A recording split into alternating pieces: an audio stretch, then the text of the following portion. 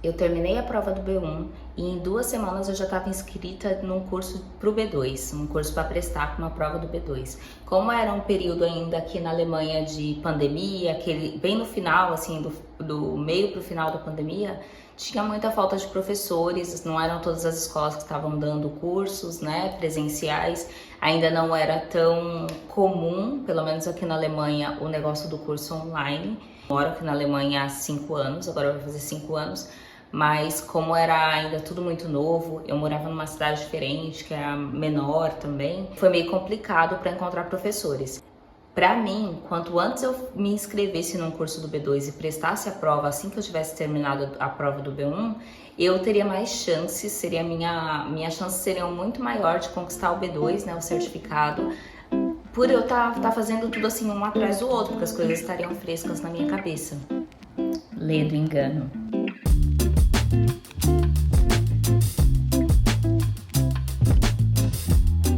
Olá, seja muito bem-vindo ao meu canal. Eu me chamo Aline, moro aqui na Alemanha. Como eu disse pra você, há 5 anos, já fez 5 anos, estava enganada aqui, ainda ia fazer. Eu vivo perdendo time, mas já fazem 5 anos que eu moro aqui na Alemanha e já passei por algumas coisas, inclusive conquistei o B2. Já vou te adiantando que não foi na primeira tentativa, foi na segunda tentativa. E nesse vídeo eu vou te falar exatamente o que eu gostaria de ter ouvido na época que eu estava me preparando para o B2.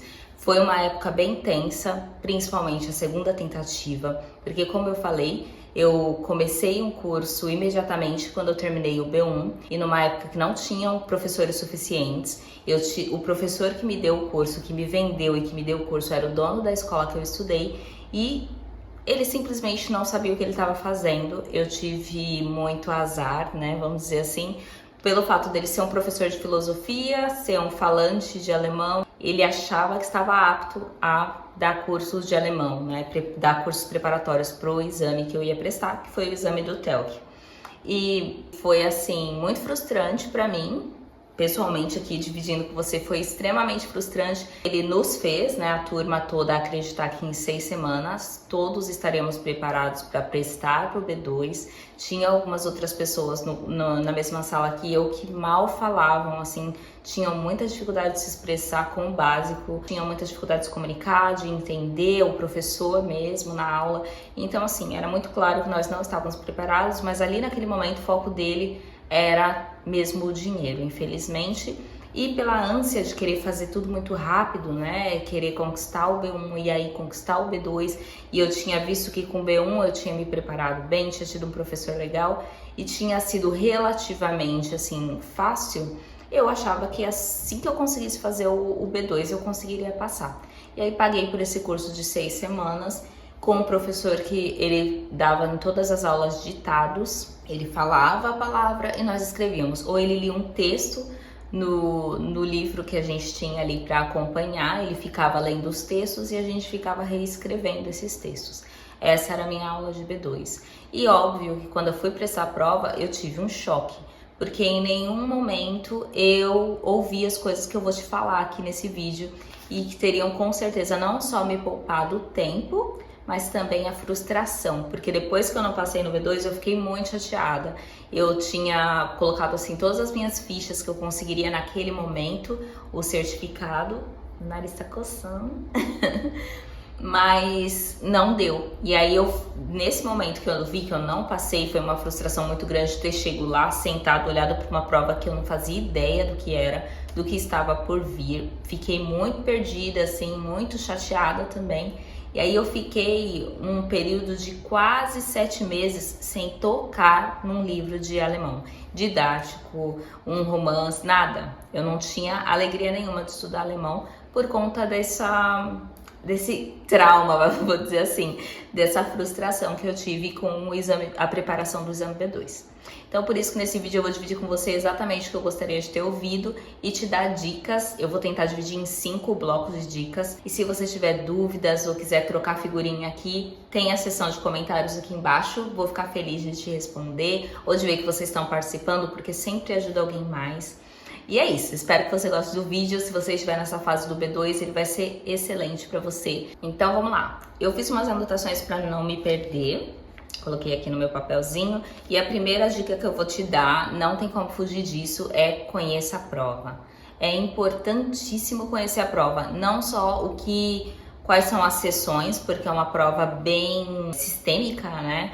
Na verdade, a gente estuda praticamente para passar na prova. Você pode falar o alemão, já se desenrolar aqui bem, mas se você não conhecer a prova, a chance de você bombar nela é muito grande, porque ela é bem sistemática, ela é trabalhada com o tempo. Eu lembro que na época, como eu tenho uma pastinha, olha, na época eu comprei essa pastinha e aí eu ia fazendo os simulados, atividades, ia colocando tudo aqui dentro, né? E dividi por sessões, os testes que eu fazia, as redações, como eu ia estudando e ia guardando aqui dentro. Na época eu imprimi isso daqui, que eu vou tentar deixar uma fotinho na tela, dá pra ter uma noção legal. Mas é como que a prova é dividida. E para você ter uma noção, a prova é dividida em Lesen, Verstehen, Sprachbaustein, Rohverstehen und Schriftliche Ausdruck, que é o brief, né? Que é a redação que a gente escreve, e o Mündliche Prüfung, que é a prova oral no final, que você faz sempre com um parceiro. E ela é dividida na primeira fase, que é o Lesen Verstehen, ela é dividida em 90 minutos. Dentro desses 90 minutos, você vai ter ali Teil 1, Teil 2. Então, você precisa dividir o tempo para não perder tanto tempo em alguma atividade e depois não sobrar tempo para fazer as outras. Por isso a importância de conhecer a prova, como ela funciona, o que vem depois, o que eu posso de repente fazer antes, porque eu tenho mais facilidade, e despender um pouco mais de tempo depois. Você só consegue fazer isso se você tiver uma noção legal de como que vai ser, como que é essa prova, como que essa prova funciona, como que ela é construída. Então essa é a primeira dica, assim, é primordial. Eu não fugiria disso, conheça a estrutura da prova. A segunda dica, eu fui entender depois, mas tem um gap muito grande entre o B1 e o B2. Uma colega até comentava que o B1 era como se você estivesse conversando com seus amigos no bar, e com o B2 você fosse para a faculdade conversar com os professores. Então não era necessariamente a mesma, assim, uma continuação, tinha um gap muito grande. Tinha uma diferença enorme entre as coisas que são te apresentadas no B1 e as coisas que são apresentadas e exigidas no B2. A minha segunda dica, ela vai exatamente aí. O vocabulário, ele muda bastante. Eles querem saber se você sabe usar um vocabulário um pouquinho mais requintado, não só aquele vocabulário do dia a dia, se você conhece um pouquinho mais das palavras quando elas estão no passado, se você conhece estruturas gramaticais um pouquinho mais avançadas, requintadas. Os temas que são apresentados não são aqueles temas básicos do cotidiano, uma conversa com o vizinho, marcar um termino médico, por exemplo. Não, são coisinhas um pouquinho mais profundas. Minha segunda dica é treine muito interpretação de texto, para você não ser pego de surpresa com um enunciado ou com um tema ali de um texto que você não faz ideia. Não se apegue somente ao vocabulário, mas à interpretação do texto. O que aquilo ali, o que ele está querendo dizer com aquela expressão, por onde está indo esse texto. Isso é extremamente importante. Interpretação de texto. E aí, se você estivesse perguntando, mas o que eu leio? Eu posso ler qualquer coisa? Eu aconselharia os temas de cultura, cotidiano sim, mas talvez situações um pouco mais que envolvam o meio ambiente. Eles colocam muitas questões, assim, muitos textos que vão para essa direção. Então, para você se familiarizar mais com o vocabulário que é um pouquinho mais requintado, que não é um vocabulário tão cotidiano que você vê o tempo todo por aí, assistir muita televisão também, jornal, ler o jornal, tentar ler o jornal, tentar entender, que a prova tem muito um quê de artigos de jornal. Então, para você não levar esse choque, né, com aqueles textos mais básicos que tinha na prova do B1. A minha terceira dica é mãos à obra. Não vai ter para onde você correr. Pratica a escrita, você vai precisar escrever, se familiarizar com aquela escrita daquela palavra que é um pouco diferente. Além dos simulados que você vai fazer, crie o hábito de escrever em alemão todos os dias. Pode ser uma lista, criar um diário para você, um diário de meia página, sabe aquelas agendinhas de meia página? Eu nunca gostei, porque eu sempre gostei de escrever bastante, mas em alemão, se você ainda está se desenvolvendo, está nessa fase, escreve coisinhas poucas ali, ó, como foi seu dia, como foi sua manhã, olha, de manhã eu fiz isso, e aí você vai criando o hábito de escrever. Não caia na bobagem de ficar escrevendo só na hora da lição de casa ou só na hora que você senta para estudar alemão. tenta colocar o alemão no seu dia a dia. Até hoje eu sinto muita falta e eu estou voltando a estudar principalmente escrita, porque eu sinto muita falta da escrita no dia a dia. O que me ajudou muito com essa parte da escrita foi tentar reescrever as coisas que eu estava lendo com as minhas palavras, né? Isso faz você também, na hora que você está escrevendo, você não sabe uma palavra, você vai buscar ali, naquela busca que você faz por uma palavra, às vezes você descobre 2, 3 diferentes, uma expressão nova, o que é extremamente importante para você deixar o seu vocabulário bem mais robusto. O que me ajudou na redação, para eu não ficar muito perdida, foi eu estabelecer uma listinha com 3, 4 no máximo inícios de parágrafos. Eu gosto muito de uma palavra aqui na Alemanha que é Bedauerlicherweise, eu acho que é isso, faz muito tempo que eu não uso, que é infelizmente. Então eu focava assim, não, eu vou começar alguma frase, alguma coisa com essa palavra, que não é uma palavra leider, né, que é, infelizmente também tem esse mesmo sentido, mas Bedauerlicherweise é um pouquinho mais requintada. Então eu gravava assim, escrevia sempre aqueles comecinhos de parágrafo, aquelas palavras que eu queria começar alguma coisa, começar alguma ideia. Então eu tinha ali 3, 4 inícios de parágrafos fixos na minha cabeça, para quando chegasse na hora da prova eu não ficasse perdida. E como que eu começo? O que eu falo agora? Porque você não sabe exatamente o que vai cair na sua redação. Para você já começar, porque depois que começou o parágrafo você consegue desenrolar mais fácil. A parte de ouvir para mim foi, na primeira experiência que eu tive com o B1, muito traumática, porque eu achava que eles iam falar naquele mesmo ritmo do B1, que já não era fácil. O Ruhe Verstehen do B1 eu já achava muito difícil. Mas eu tinha conseguido pegar ali o jeitinho e dava para entender. Eu entendi uma palavra no começo, uma no meio, uma no final, meio que entendi o contexto e eu conseguia responder a questão. Então, o que me ajudou? Além de ouvir os podcasts, porque eles são feitos para você entender, não são feitos necessariamente falados como no dia a dia. Eu comecei a assistir muito programas de auditório na televisão e também assisti vídeos, canais no YouTube, não só que explicavam como que era a prova, ou que tinham exercícios da prova do B2. Não, canais de influencers mesmo aqui. Tem canal de tudo, né, gente? Tem canal de receita também, alemão também faz isso. Então você encontra um canal de receita, você só coloca lá em alemão como fazer um bolo de chocolate, por exemplo. Você vai achar uma pessoa que vai falar ali no ritmo mais nativo possível, sabe? E ficar atento, né? Quando a gente anda de Straßenbahn, por exemplo, aqui na Alemanha, que é o bondinho, a gente escuta aquela pessoa falando, e eu tenho uma história muito engraçada sobre isso, qualquer hora eu conto.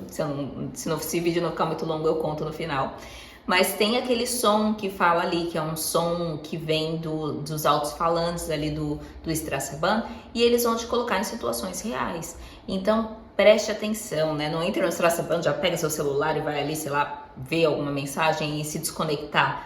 Tenta ficar atento ao que está rolando, porque a ideia dessas provas aqui na Alemanha é te prepararem para a vida real.